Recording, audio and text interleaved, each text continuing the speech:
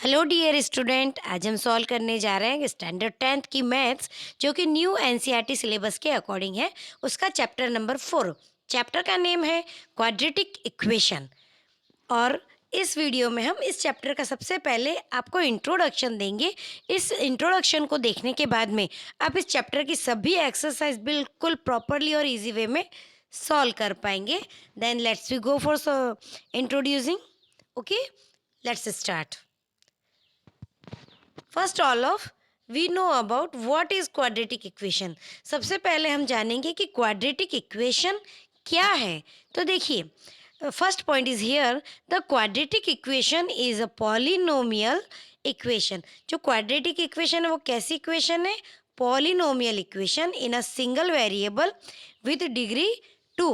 इसमें जो वेरिएबल एक ही होगा लेकिन उसकी डिग्री क्या होगी? 2 डिग्री होगी। जैसे कि एक्स स्क्वायर एक्स, वेरिएबल तो सेम ही होगा लेकिन इसकी डिग्री क्या होगी? 2 होगी। तो इसका क्या होगा? Quadratic equation. What is quadratic equation?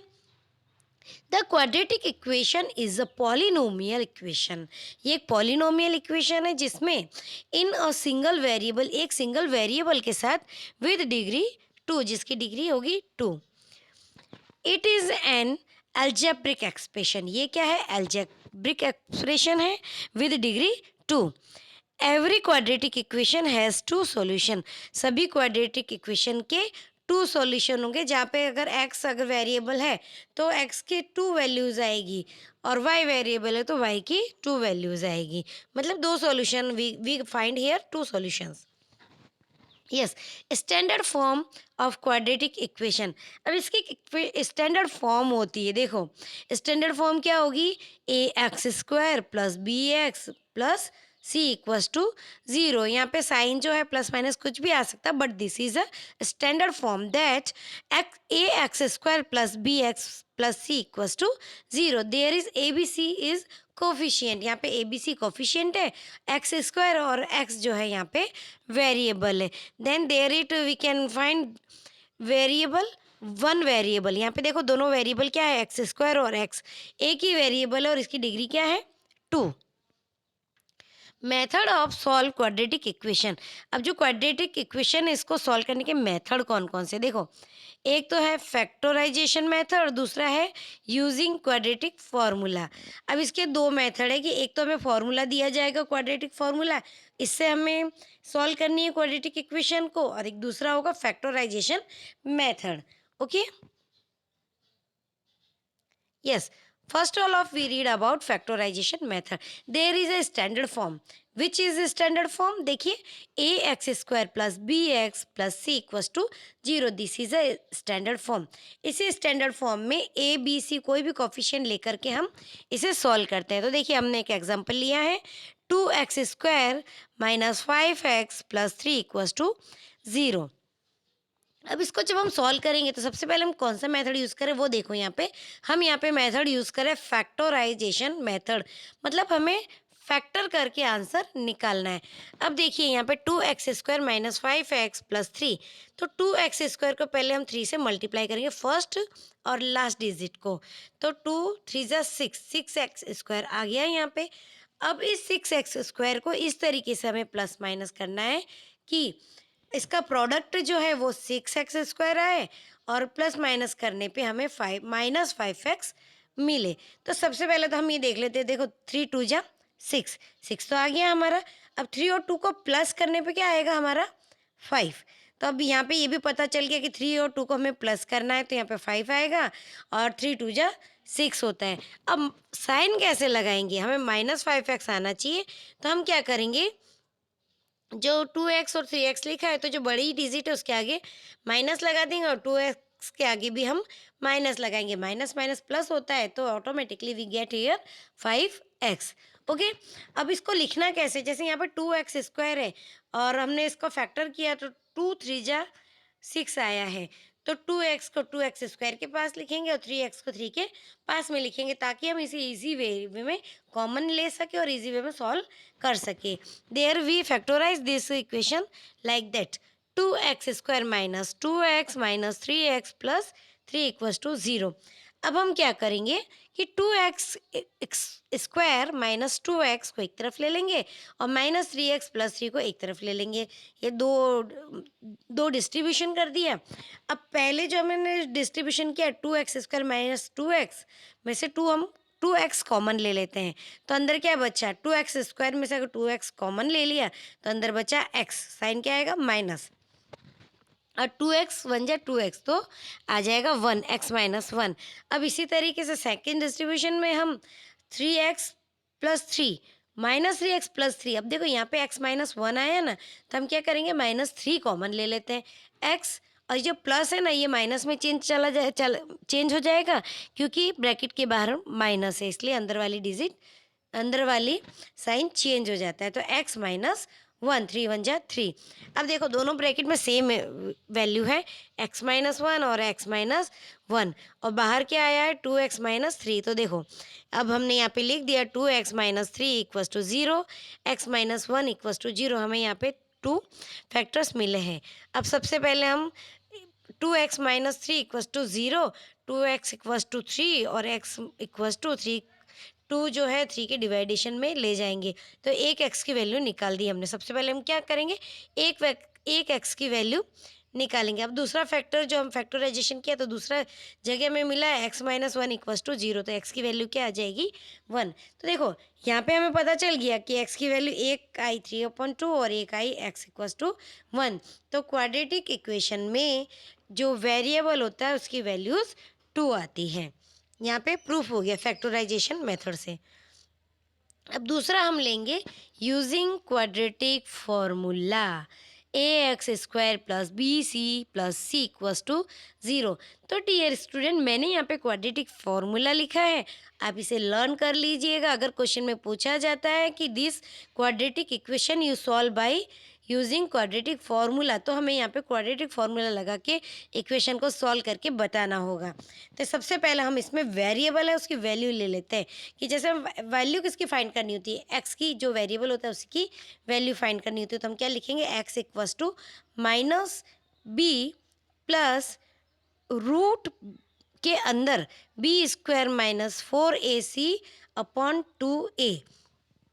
अब जो मैंने यहाँ पे रूट की वैल्यू लिखी है ना बी स्क्वायर माइनस 4ac, इसको हम डी करके भी लिख सकते हैं।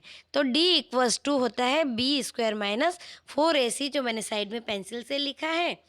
और अब अगर इसको हम सॉल्व करते हैं तो यहाँ पे x क्या हो जाएगा, x equals to minus b, और ये जो रूट है ये प्लस माइनस हो जाएगा और रूट डी हो जाएगा, plus minus root d upon 2a। ये हो गया शॉर्ट फॉर्मूला। डी कब, अगर हमारे पास डी है तो हम ये सेकंड फॉर्मूला लगाएंगे, अगर हमारे पास डी नहीं है, बी है, ए है, सी है, तो हम क्या करेंगे फर्स्ट फॉर्मूला लगाएंगे।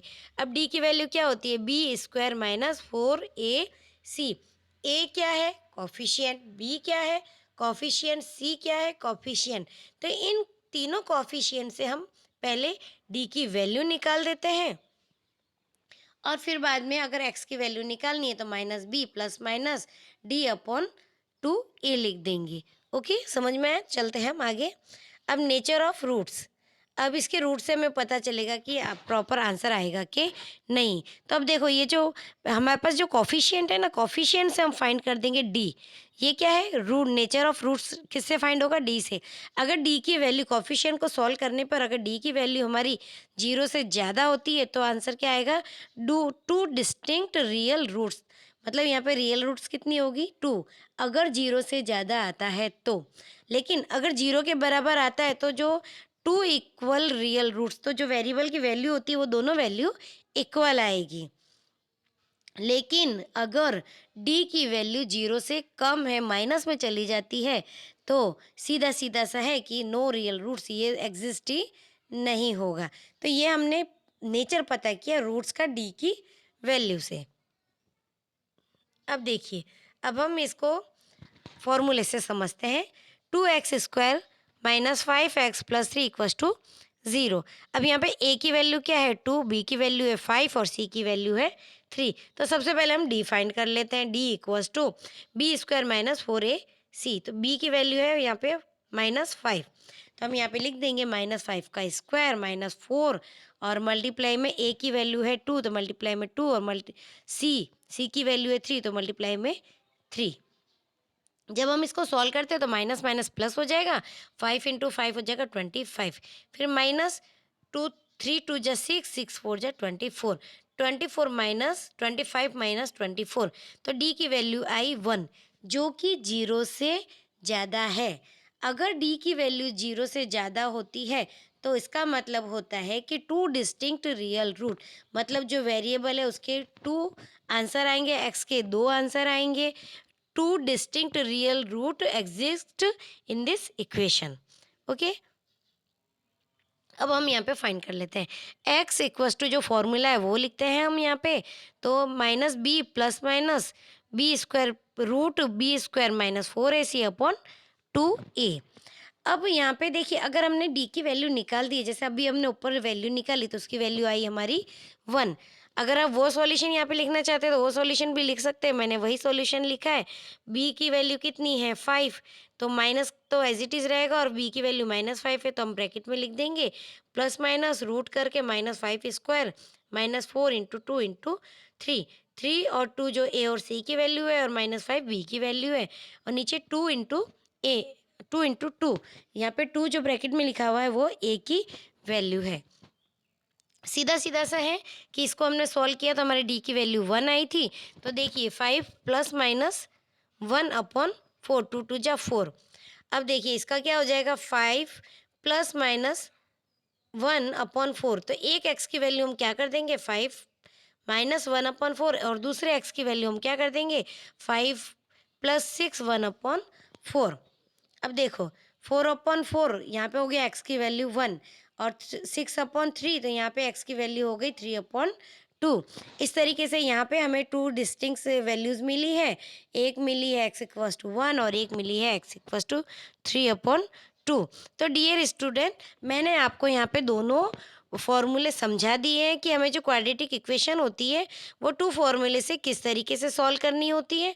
देखिए पहली थी फैक्टराइजेशन मेथड, दूसरी थी यूजिंग क्वाड्रेटिक फार्मूला। तो अब जो आगे की चैप्टर हम स्टार्ट करेंगे, एक्सरसाइज हम स्टार्ट करेंगे, तो वो एक्सरसाइज में हमें कुछ भी नहीं करना है, सिर्फ फैक्टराइजेशन मेथड और क्वाड्रेटिक फार्मूला ये दोनों अप्लाई करके आगे वाली एक्सरसाइज हमें सॉल्व करनी है। इसीलिए आप ये जो इंट्रोडक्शन वाला वीडियो है ये प्रॉपर लिख लीजिएगा, समझ लीजिएगा, ताकि आप जब एक्सरसाइज सॉल्व करने बैठो तो आपको किसी भी तरह की प्रॉब्लम फेस नहीं करनी पड़े। मैं उम्मीद करती हूँ कि ये वीडियो आपको अच्छे से समझ में आया होगा। अगर समझ में आया और आपको पसंद आया तो आप लाइक ज़रूर करिएगा, चैनल सब्सक्राइब करिएगा, और इसी चैप्टर के डिस्क्रिप्शन में हम आगे वाली जो इनकी एक्सरसाइज चैप्टर 4 की जो आगे एक्सरसाइज आएगी उसकी लिंक देंगे, जिससे आप इसकी एक्सरसाइज भी सॉल्व कर सकते हैं।